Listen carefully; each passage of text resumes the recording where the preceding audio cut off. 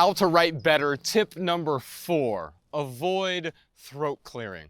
Look, books and blogs and especially social media posts are littered with unnecessary intros and avoidable drivel.